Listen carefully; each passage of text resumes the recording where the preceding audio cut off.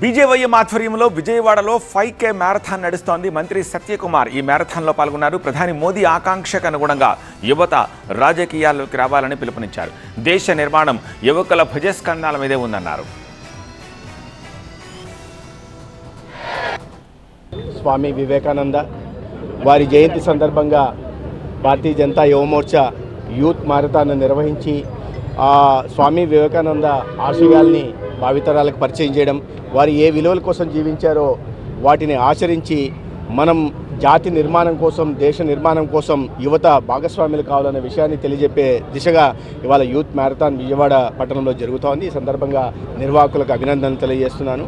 అదే సందర్భంగా ఉత్కృష్టమైన మన సంస్కృతి, మన సంప్రదాయాల్ని, ఘనమైన మన వారసత్వ సంపదని పాశ్చాత్య దేశాలకు అతి చిన్న వయసులోనే తన అద్భుతమైన వాక్పటిమ ద్వారా పరిచయం చేసిన నాయకుడు స్వామి వివేకానంద గారు.